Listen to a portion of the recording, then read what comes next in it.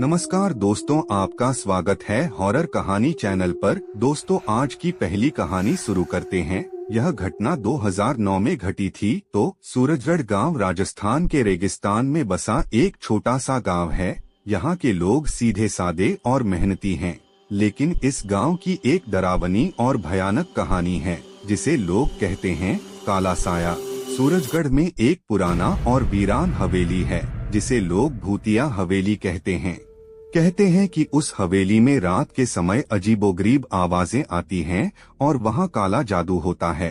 हवेली के पास जाने की हिम्मत कोई नहीं करता। गांव के बुजुर्गों के अनुसार कई साल पहले उस हवेली में एक तांत्रिक कालू बाबा रहता था। वह अपने काले जादू के लिए मशहूर था। गांव वालों का मानना था कि उसने कई मासूम लोगों की बलि देकर अपनी शक्तियां बढ़ाई थीं।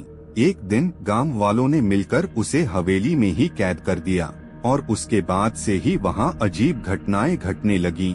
एक दिन दिल्ली से एक युवा लेखक अरविंद सूरजगढ़ पहुंचता है। वह काले जादू और अंधविश्वास पर रिसर्च कर रहा था और उसने सूरजगढ़ की कहानी सुनी थी।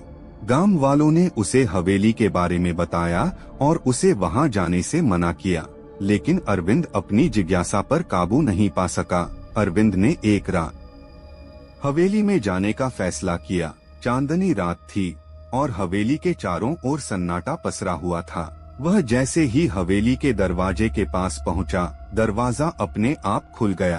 अरविंद ने हिम्मत जुटाई और अंदर कदम रखा। हवेली के अंदर हर चीज पर धूल की मोटी परत चढ़ी हुई थी। चारों ओर मकड़ी के जाले थे और फर्श पर पुराने खून के धब्बे थे। वह एक कमरे में पहुंचा जहां एक पुराना ताबीज और कुछ तांत्रिक वस्तुएं रखी थीं। अरविंद ने ताबीज को छूते ही एक भयानक चीख सुनी। उसके कानों में गूंजने लगी।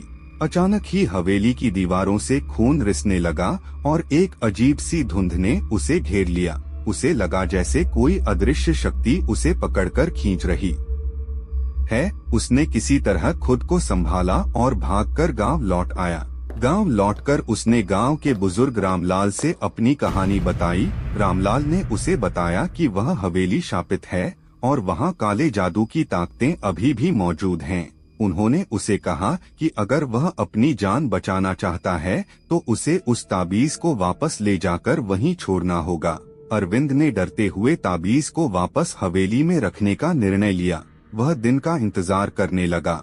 अगली सुबह वह गांव के कुछ लोगों के साथ हवेली गया। हवेली के पास पहुंचते ही सबके चेहरे पर डर का साया छा गया। किसी तरह हिम्मत जुटाकर अरविंद ने ताबीज को वहीं वापस रख दिया जहां से उसने उठाया था। ताबीज वापस रखते ही हवेली में अचानक से शांति छा गई। अरविंद और गांव वाले हैरान रह गए। उस दिन के बाद से हवेली में अजीब घटनाएं बंद हो गईं। गांव वालों ने राहत की सांस ली और अरविंद ने अपने शोध में एक नया अध्याय जोड़ दिया। सूरजगढ़ गांव की कहानी यह सिखाती है कि कभी कभी अज्ञात की जिज्ञासा हमें खतरनाक रास्तों पर ले जा सकती है, लेकिन सही निर्णय और हिम्मत से हम किसी भी मुश्किल का सामना कर सकते हैं।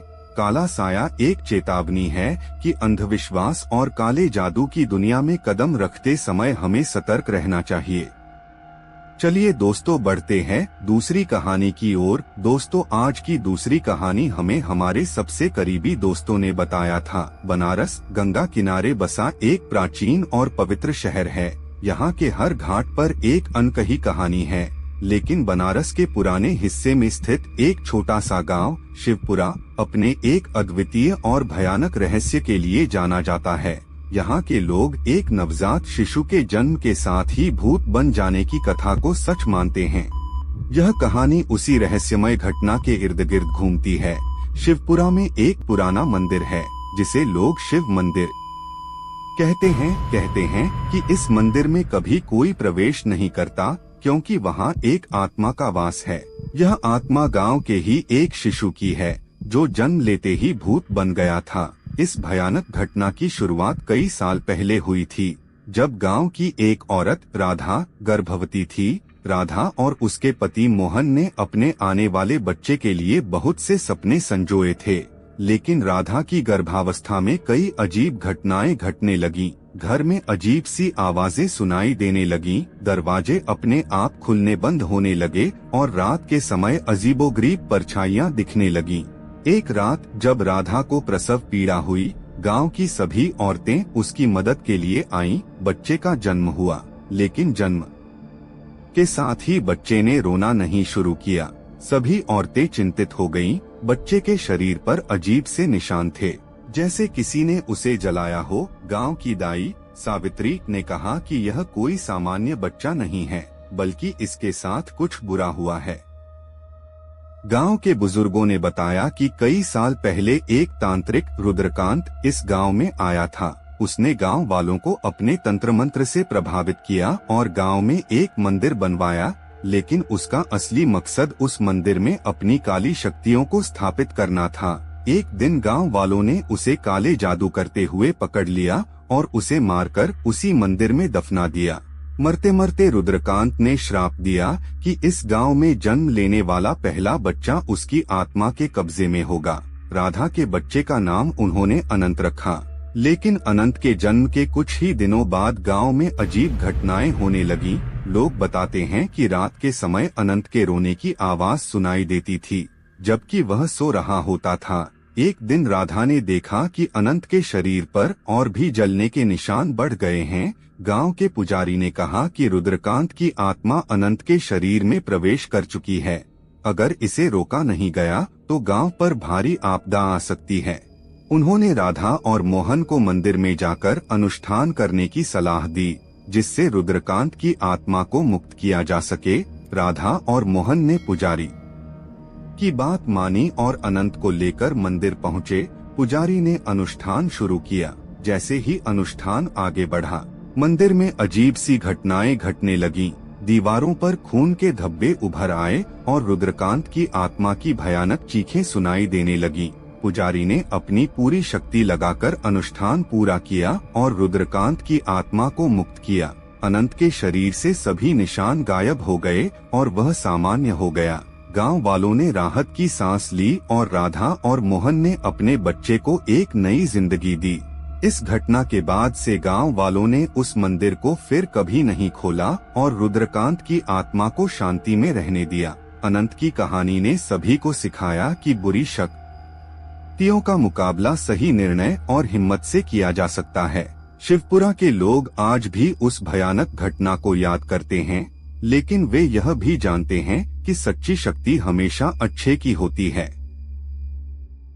चलिए दोस्तों, आज की तीसरी कहानी की ओर। उत्तर प्रदेश के पूर्वी हिस्से में स्थित एक छोटे से गांव चंदनपुर में हर रात कुछ भयानक घटता था। गांव की हर गली, हर मोड़ पर एक अजीब खौफ पसरा हुआ था। लोग कहते थे कि वहां एक चुड़ैल का साया है जो रात में निकलती है और लोगों की जान ले लेती है। इस कहानी का केंद्र एक साहसी युवक राजेश और उसकी जिज्ञासा है, जिसने उसे उस भयानक चुड़ैल के सच तक पहुंचाया। चंदनपुर के लोग हर रात सूरज ढलते ही अपने घरों में बंद हो जाते थे। एक अजीब सा सन्नाटा पूरे गांव में छा जाता था। लोग कहते थे कि चुड़ैल रात के समय निकलती है और जो भी उसे देख लेता है उसकी मौत निश्चित होती है। कई लोगों ने अपने प्रियजनों को खो दिया था और अब इस डर ने पूरे गांव को अपनी गिरफ्त में ले लिया था। राजेश एक युवा पत्रकार था जो गांवों में हो रही अजीब घटनाओं पर लिखता था। उसने चंदनपुर के बारे में सुना और वहां की सच्चाई जानने का फैसला किया। जब वह गांव पहुंचा तो वहां का माहौल देखकर हैरान रह गया। लोग उससे बात करने से कतराते थे और उसे गांव छोड़ने की सलाह देते थे, लेकिन राजेश ने ठान लिया कि वह इस रहस्य का पर्दाफाश करके रहेगा। राजेश ने गांव के पुराने मंदिर के पुजारी बाबा हरिदास से बात की। बाबा हरिदास ने उसे बताया कि कई साल पहले इस गांव में एक औरत लक्ष्मी रहती थी। लक्ष्मी बेहद सुंदर और प्रतिभाशाली थी, लेकिन उसकी सुंदरता उसके लिए अभिशाप बन गई। गांव के ही कुछ लोगों ने उसकी हत्या कर दी और उसे बदनाम करने के लिए उसे चुड़ैल करार दे दिया। मरने से पहले लक्ष्मी ने कसम खाई कि वह उन लोगों से बदला लेगी और तब तक इस गांव में उसकी आत्मा भटकती रहेगी। राजेश ने लक्ष्मी के बारे में और जानकारी जुटाई। उसे पता चला कि लक्ष्मी की हत्या गांव के तालाब के पास हुई थी। उसने ठान लिया कि वह लक्ष्मी की आत्मा को मुक्त कराकर इस गांव को उसके डर से निजात दिलाएगा। उसने बाबा हरिदास से मदद मांगी, जिन्होंने उसे एक पुराना ग्रंथ दिया जिसमें आत्मा को मुक्त करने का तरीका बताया गया था। राजेश ने तय किया कि वह रात के समय तालाब के पास जाएगा और वहां लक्ष्मी की आत्मा को मुक्त करने का अनुष्ठान करेगा। यह काम खतरनाक था, लेकिन राजेश ने अपनी हिम्मत और दृढ़ संकल्प को टूटने नहीं दिया। उसने बाबा हरिदास और कुछ साहसी ग्रामीणों की मदद से अनुष्ठान की तैयारी की। वह रात बेहद भयानक थी। जैसे ही राजेश और उसके साथी तालाब के पास पहुँचे, एक अजीब सी ठंडक और सन्नाटा छा गया। राजेश ने ग्रंथ में दिए मंत्रों का उच्चारण शुरू किया। अचानक हवा में अजीब सी सरसराहट होने लगी और लक्ष्मी की भयानक चीखें सुनाई देने लगी। राजेश ने अपनी पूरी शक्ति से मंत्रों का उच्चारण जारी रखा। लक्ष्मी की आत्मा प्रकट हुई और उसने राजेश और उसके साथियों पर हमला करने की कोशिश की, लेकिन राजेश ने बिना डरे मंत्रों का जाप जारी रखा। धीरे धीरे लक्ष्मी की आत्मा शांत होने लगी और अंततः उसने राजेश से अपनी मुक्ति की गुहार लगाई। राजेश ने लक्ष्मी की आत्मा को शांति दी और उसे मुक्त कर दिया। लक्ष्मी की आत्मा ने राजेश को आशीर्वाद दिया और कहा कि उसने उसके साथ हुए अन्याय का बदला ले लिया है। उसके बाद लक्ष्मी की आत्मा ने सदा के लिए इस दुनिया को छोड़ दिया। लक्ष्मी की आत्मा की मुक्ति के बाद चंदनपुर के लोगों ने राहत की सांस ली। अब वहाँ कोई अजीब घटनाएं नहीं घटती थीं। लोग रात में भी बिना डर के अपने काम कर सकते थे। राजेश ने अपनी रिपोर्ट में इस पूरी घटना को विस्तार से लिखा और इसे प्रकाशित किया। चंदनपुर की इस घटना ने यह साबित किया कि अंधविश्वास और डर के पीछे हमेशा कोई न कोई सच्चाई छिपी होती है। सही साहस और संकल्प से उस सच्चाई को उजागर किया जा सकता है।